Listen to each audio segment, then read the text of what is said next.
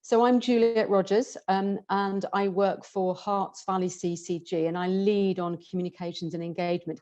I've been asked by West Herts Hospitals Trust to stand in for Louise Halfpenny, and those of you who have been on these sessions before will know Louise. So she's not able to be here, so they've asked me to sort of keep things moving today and get things going. So this session is going to be a bit different. So I think some of you probably haven't been on one of these before, but many of you will have done. We're going to do this a bit differently today. So we're going to have a session where Dwayne, who I think most of you will have met, will be talking through the design principles, but we're also going to have two small sessions, each lasting 20 minutes. Or we're going to break into smaller groups to talk about the design principles. And that just means it's going to be easy for us to gather views, easy for people to participate, because you'll be in groups of around about 7 or 8 people. And we'll be asking in those breakout groups for one person from each of those groups to do a short summary feedback to the wider group. And just to say that we will make sure that people's views are passed on to the project team. So I hope you like this new format. Please do bear with us. This is new, so we hope the technology works. This is the first time that we've used it in this way in terms of the breakout sessions. And Priya and Sarah from the Trust team have worked really hard to get this going. So everybody's crossing fingers. Can I also introduce a new face, Carol Deans. So Carol is one of the facilitators, and she's going to say a few words at the end of the session as well about next steps in terms of engagement. And Carol has been brought into the team by the Trust to provide some additional support as we step up our engagement through this next phase. A little bit about the breakout sessions, just to say people will be allocated randomly. So we're not sort of organising people in any particular way. It is random. And we're also asking people not to use the chat function in those breakout sessions, just so we can have one quite focused conversations. So I think yes, just a few ground rules, and I think most of you will be used to this. It is really about, we want to listen to people, so we want to be able to hear all the voices, different opinions, and make sure that there isn't just one voice that dominates, and try to keep to the topic. And I know that's not always easy because we've all got other things we want to talk about, but it is quite important that people do stay on the subject and that we don't interrupt each other. So I think that would just mean those breakout sessions are more helpful and will go more smoothly. Okay. So the agenda, so Dwayne is going to kick off in a minute, taking us through the design principles. And we're also just asking, in terms of the chat, if you want to make a comment during that session, use the chat function if you want to, but we're not going to do Q&A during that session because there's a lot to get through, but we will try and pick up any questions after the session. So we've got 2 breakout sessions around 2 slightly different topics, which will be which become clear during those sessions. And then at the end, we've just got a little bit of a wrap up and next steps. Okay. And in terms of aims of the session, so we've talked about Dwayne will be introducing the design principles, explaining those, and then we really want to gather your views on how we can use those principles, what we've missed, and get some feedback from you before we talk about the next steps. Okay, so I think that's enough from me, and I will hand over to Dwayne. Thank you very much. Thank you very much. Enjoy the hour. Thank you. And thank you to everyone for joining us today and taking time out of your days to participate in this discussion, and also hopefully to get your feedback on the sort of design principles that we've put forward. If I could have the next slide, please. Hopefully you will have seen the design principles that we set out in a short paper that was accompanied to the invitation to this session. Now, some of this is around how we organise ourselves internally, and part of that is to inform our architects as to how the hospital needs to be configured inside, to optimise, to make as best we can all our clinical processes to support patient care. So things like staff move, not patients. That's a fundamental principle for us, that there is good evidence to suggest that if you move patients around too many times, the outcomes of their care is not good. So one of our design principles is staff move, not patients. But also within that, that if there is an emergency in a patient area, that we can get staff very, very quickly through an emergency call to treat those patients who need it. We're also looking at extending our working hours. So that comes to how efficient and effective we want this investment to be. And also to be mindful of the fact that for a number of our patients, traditional working hours are not necessarily always suitable for how their working lives are or how their lives are on a day-to-day basis. We want to look at doing minor procedures outside theatres.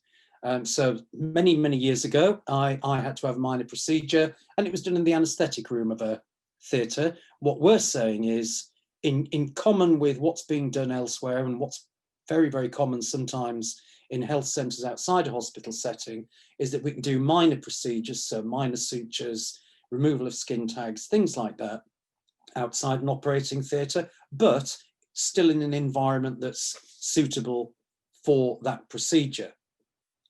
We want to use more mobile technology, so particularly things like ultrasound machines, rather than machines that are completely fixed, where again the technology allows us to do that. We're planning an on-site rapid turnaround pathology lab, so when people need pathology results very, very quickly, whether if they're presenting in the emergency department, then we can get them really, really quickly and make that diagnosis much, much, much, much quicker than perhaps we can do with our existing facilities. And one of the areas that we're talking about today is around patient, visitor, staff experience and well-being. So we've asked very, very specifically in the two breakouts for you to feedback around what our plans are, our general design principles are for patient, visitor, staff experience and well-being space. And what we've done with this next part of the presentation is we've asked our architects, Building Design Partnership, to provide some photographic evidence of some of the very, very recent projects that they've been involved in and involved with the design of. So the first of these is from the Grange University Hospital in Wales. That is opening at the moment. It was completed ahead of schedule about 4 weeks ago. And these images just show you the quality of the internal environment, particularly in critical care, so in intensive care, and how that there would be good observation in each of these single rooms in critical care, and all the equipment that surround them. So it's just a visual representation of the sort of design principles that we're looking at, and also what's the art of the possible in terms of what can be done for really, really good environments for staff, visitors and patients. And if I could have the next slide, please. This is again the Grange University Hospital. So this is a multi-bed bay in one of those, in part of the hospital, and gives you an idea of, again, the sort of technology around a bed, the sort of idea around having good natural light into each patient space, and the sort of things that you would expect to see in an inpatient or emergency department area. And if I could have the next slide, please. This is an emergency department, again in the Grange University Hospital, and shows the different cubicles in the emergency department space where you need a trolley for that patient to have care. And again, it just underlines that principle of the sort of facilities that we are aiming towards and illustrating them by what has been done elsewhere. And if I could have the next slide, please. Also important to us is the quality of the exterior design. Now, I do appreciate that quality of exterior design is very subjective. And what I asked BDP to do for this slide is just to show what the quality of the exterior design was at the Grange University Hospital, and we'll look at some more examples in just a moment. And if I could have the next slide, please. This is the interior atrium at the Clatterbridge Cancer Centre that's very, very recently been completed in the centre of Liverpool. So it's a big centre for cancer services in Liverpool. Clatterbridge itself, the main hospital, is away from this, but this has been built specifically to ensure that patient care adjacent to the new Royal Liverpool Hospital can make the best of that link between cancer care and the acute hospital. And if I could have the next slide, please. This is the Brunel building, it's Southmead. It really is an extraordinary and fantastic building, and I had the pleasure of visiting it and walking around just as it was in the process of opening a few years ago. And these are some visuals once the building is opened. And if I could have the next slide, please. That's the exterior of the same building. And all these slides underline our really, really strong desire to have very, very good design quality, both outside the building and inside the building as well, because there is good evidence to suggest that if you have both of those things, there is an increase in the quality of patient outcomes. If I could have the next slide, please. That's the exterior of the Grange University Hospital in Wales. As I said, it's a building that's in the process of being opened now. And if I could have the next slide, please. Now that takes us to the breakout sessions. I hope what that's done, I haven't tried to illustrate every single potential design principle in detail. I just wanted to try and give participants today a flavour of the art of the possible in terms of those interior spaces and exterior spaces for patients, visitors and staff. And hopefully that will spark some good debate and good discussion in the breakout sessions. There are two of these breakout sessions looking at the two different questions that we've asked of you. And please, we do want to hear your views about how those principles, what they mean to you, and whether you think we've missed anything, whether you think there should be other things that we should have in place, because we are keen to hear. So breakout session 1. In your breakout rooms, please discuss the following questions. In room 1, which of the design principles that we've set out in the paper that we've had do you think will make the most difference to patient care, and why do you think that? And if there is something we've missed, do let us know. In the second breakout room, are there any other specific patient care elements that you'd like to see included? So if I could have the next slide, please. And these are all the design principles that I've been outlining a moment ago. So staff move, not patients, emergency response, privacy and space. And hopefully that was illustrated by some of the pictures from other hospitals. And I do want to make it clear that we are looking at a minimum of 3.6 meters clear space around beds, between beds. At least half of the beds are to be in single rooms. And any multi-bed bays that we have will have no more than 4 beds. So I think now we can do some feedback from the groups. So I'm going to ask Heather's group. I don't know who was feeding back from your group. Is there somebody who's... Sorry, yes, sorry, it is Heather, and I was nominated. Okay, thanks, Heather. Okay, so there are a few things. I'll do these as quickly as I can, but provide more detail after the session's ended.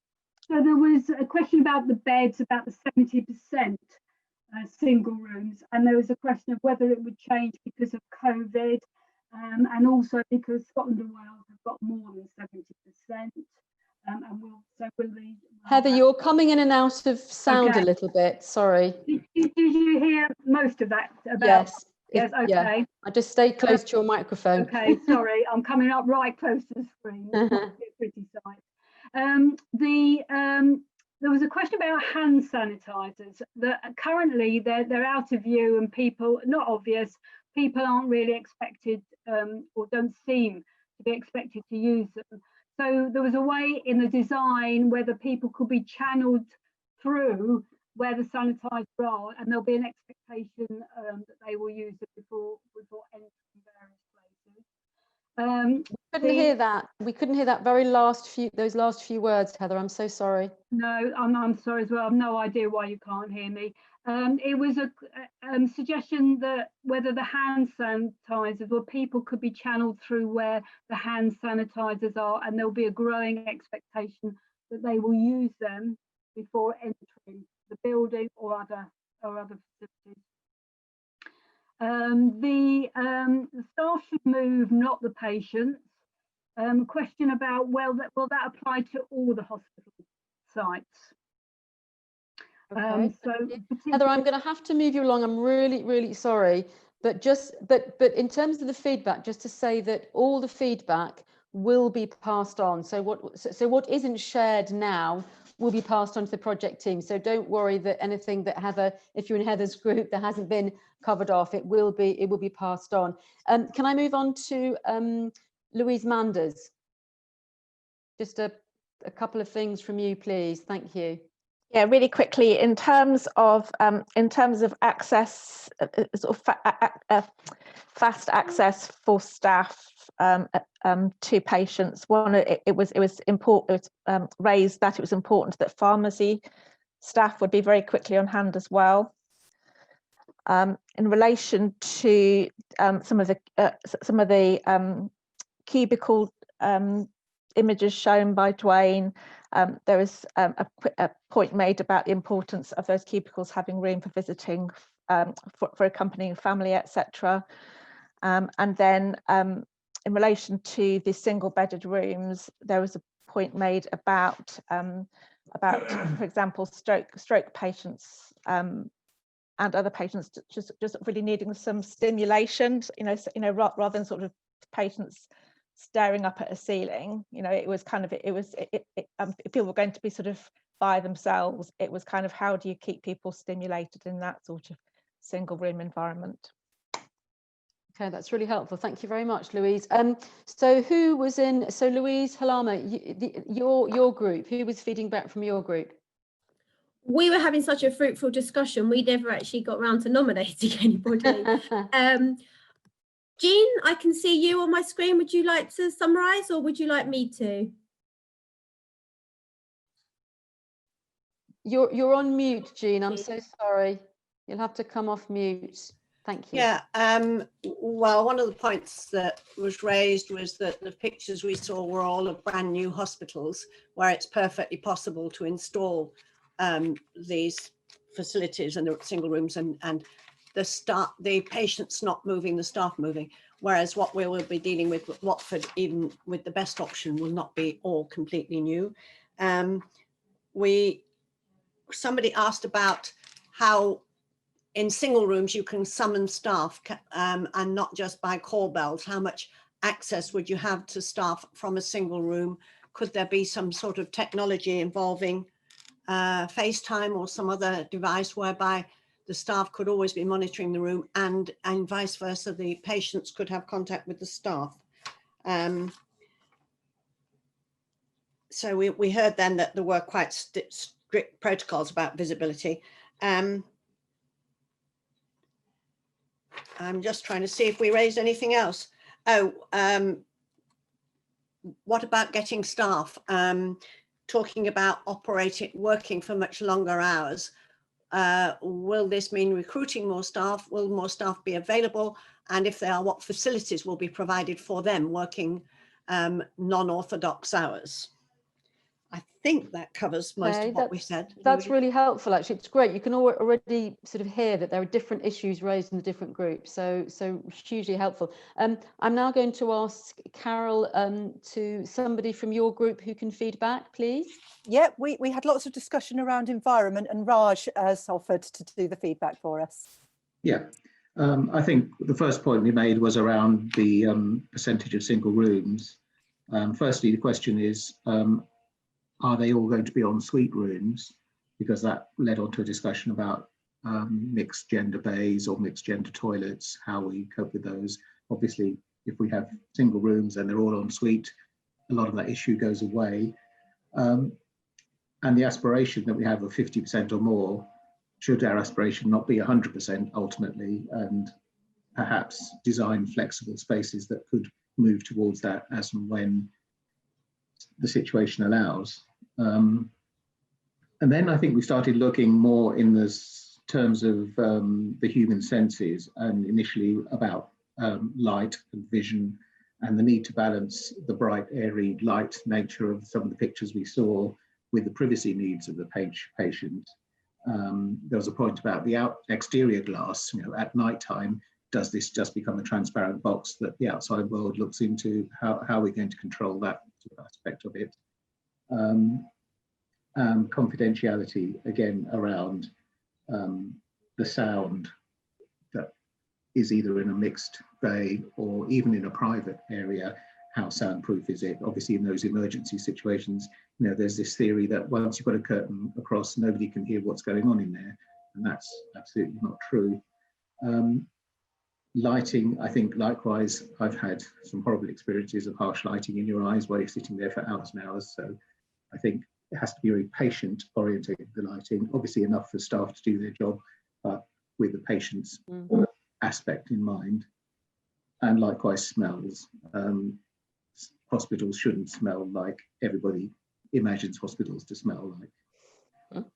Then we went on to talk about the wider procedures and not mixing them with outpatient activity, and if at all possible, pushing them out of the hospital altogether down to GP practices. Looking at that cancer centre, I think a good information centre and reception is absolutely vital to help visitors, family, carers, better facilities for them overall in terms of breakout areas, because sometimes people are visiting for long. Raj, I'm going to have to, that was brilliant. And again, a whole lot of new issues. So that's fantastic. Yeah. I'm going to have to stop you there just because we need to move on. Yeah. Thank you. Oh, that's great. Thank you very much, Raj. So in the group that I was facilitating, Wendy kindly offered to do the feedback. So can I hand over to you, Wendy, just for a couple of minutes? Thank you.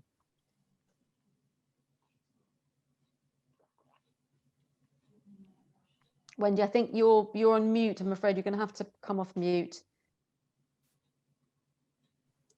Brilliant. Can you hear me now? Yes, we can, loud and clear. Thank you.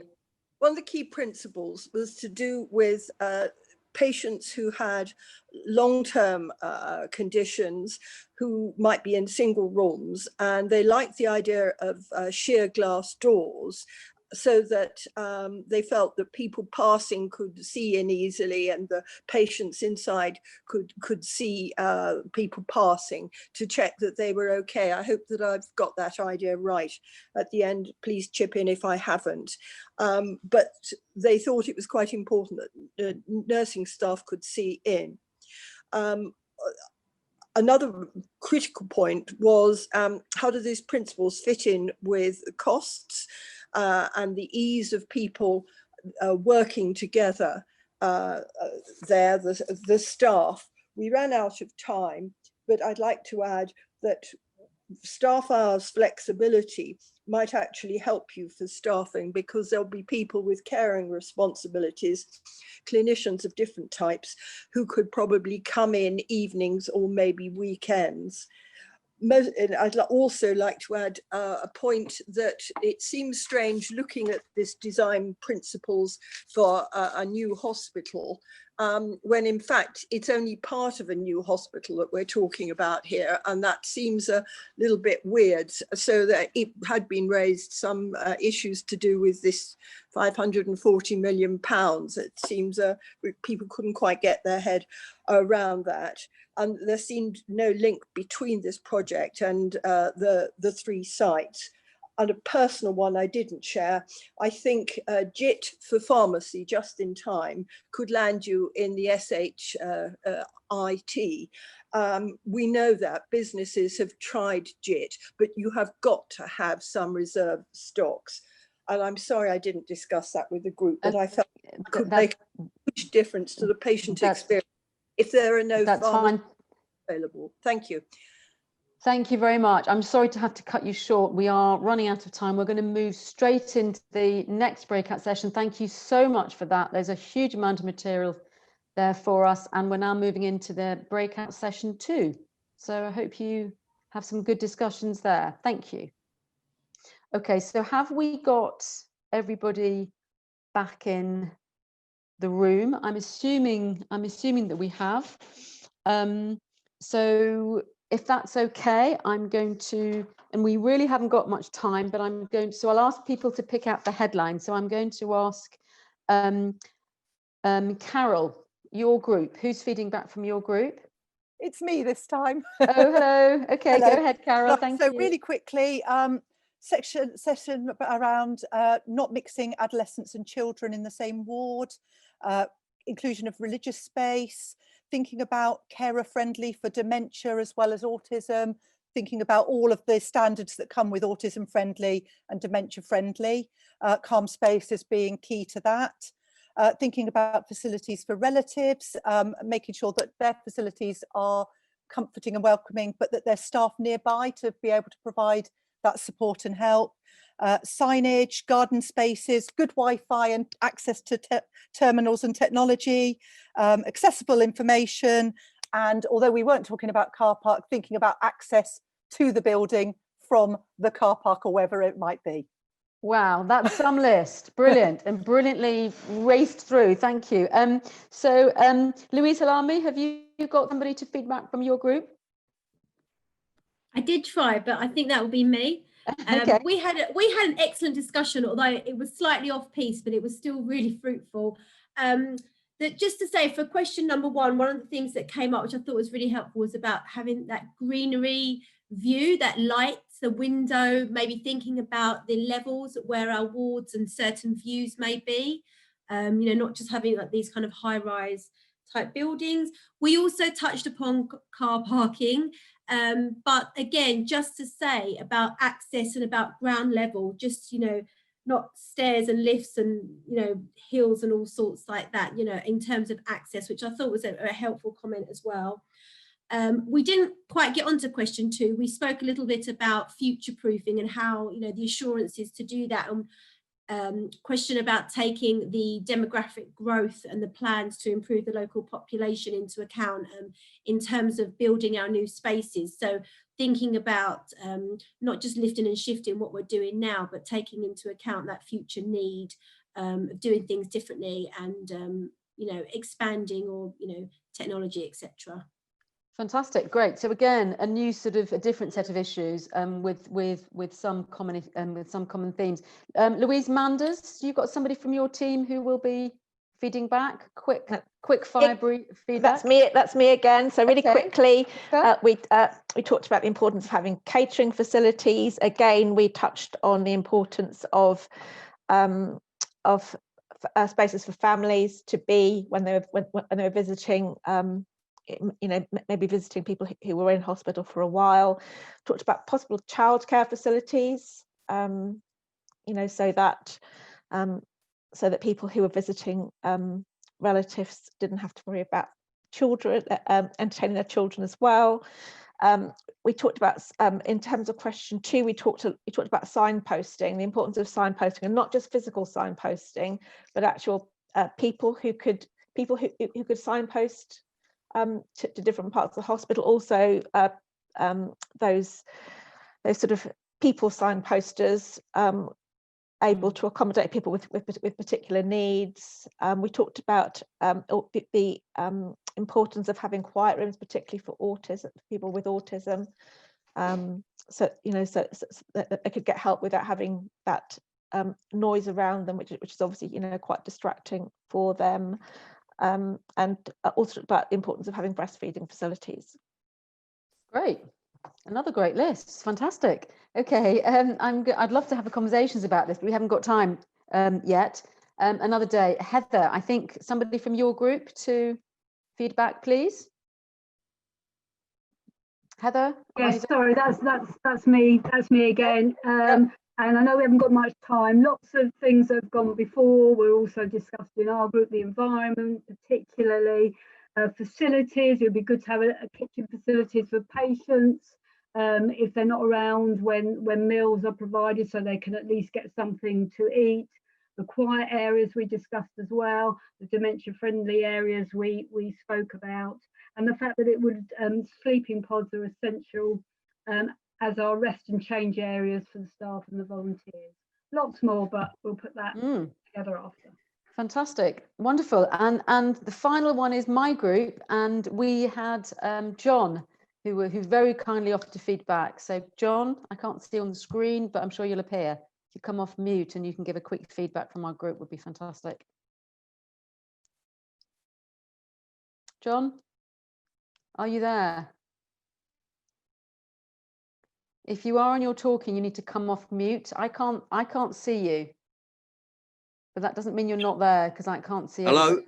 Yes. Oh. Well, wonderful, excellent. Thank you, John. Go ahead. We can hear you now. Wonderful. Oh, okay, fine. Because it was saying before it wouldn't let me unmute. There were a number of issues. One was religion and belief. I made this point about needing to have a secular or humanist type of chaplaincy service to make sure that that is an integral part of the chaplaincy service of the hospital. Other people mentioned about the patients and staff having space, internal and external, in particular green space. A suggestion that there should be atrium settings with perhaps water features, because it was soothing. Again, talk about the sleep pods, and there was a bit of a discussion about on-call and shift work, that there are two types. One would be a 10-minute on-call, and they presumably would have to have the in-house pods. But there would be a situation where some staff would have to come from, say, half an hour away, and of course, there would have to be, you know, different arrangements for them. Another suggestion was artworks, general support for that. An example cited was the Royal Free Hospital. Another suggestion was to move the artworks around the hospital so they don't just get, you know, stay in one place and get stale. There was some debate, controversy maybe, about music, piped music, soft music. Was it beneficial? Was it soothing? What about the effects on the deaf and the blind patients? What kind of language support would there be for people with poor or no English? And a final question was on, could there not be 25% extra parking, car parking available than that which is currently planned? That's it. Lovely. Thank you very much, John. Brilliantly fed back from our discussion. All fantastic things. All of that is going to be, so all that's been recorded and all that's going to be fed back through the project team. So I think the next, we're going to finish very soon. I'm sorry that we so much rich discussion. Can I hand over to you now, Dwayne, just for a few final thoughts before then Carol does the final bits. Thank you, Dwayne. Thank you very much, Dwayne. Julia. Wonderful. Great. Thank you. I mean, that's been brilliant. I'm really, really grateful to everyone for taking the time today to feedback your thoughts on our design principles.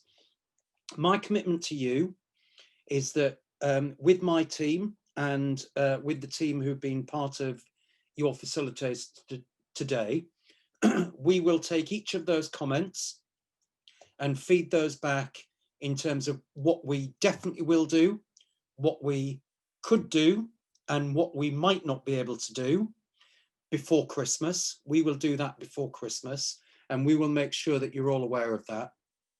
We're also going to provide an online questionnaire to allow more SRG members and people across West Herts to give us their views, and you'll get a link to that in the next few days. And for people that you know, where it's appropriate, if you could share that with them as well, and then we can take those into account as well. And all the stuff that we've discussed today and the responses and from the questionnaire, my commitment again to you is will all be reviewed by our programme board and Great Place Programme Board and our Great Place Committee. And the Great Place Committee is a non-executive led committee that is a subcommittee of the Trust Board. So my commitment absolutely is we will listen to absolutely everything that you've said today and take into account all 3 sites. And that's my other commitment as well. So please be assured that we've listened and we will feed back to you, because that is a really, really key and important thing as part of this process to me and to my colleagues. Thank you very much, Dwayne. So yeah, absolutely. Everybody's worked hard this afternoon, so this will all feed through into the process. Can I hand over to you, Carol, just briefly to just talk a little bit about what's going to happen next in terms of engagement, and just to say, actually, we want to know what you guys think of this new way of doing things, because I think it's worked well, but we obviously want to know what you guys think. Sorry, go ahead, Carol. Thanks, Juliet. So yeah, so we've got a new phase really starting with the new year, I think, around a whole load more of engagement that we want to do. So we're in the process at the moment of trying to find all of the different opportunities for genuine, meaningful engagement, and then looking at developing plans so that we're in a position to get a really wide range of views, and working quite hard over the coming months to extend that to people that haven't traditionally got involved in these sorts of things, but who will be users of the services, and looking at the feedback that we get in and trying to spot where we need to get more targeted engagement to really try and get the feedback that we get to be as representative as it possibly can be. And I'll be coming back to all of you in the SRG to look at how we evolve this meeting, this group, in terms of the membership, how we use you, how we work with you, but also how you can help guide the engagement plans that we put together to make sure that they are as inclusive and representative as possible. And then ensuring that all of those plans are appropriately feeding into the various decision-making opportunities there are. So some of them will be statutory decision-making elements, but some of them will just be, you know, feeding into the business as usual to make a difference. And so I'm hoping that I'll be able to come out to you in future meetings with more detail around that and to get your input. Thank you.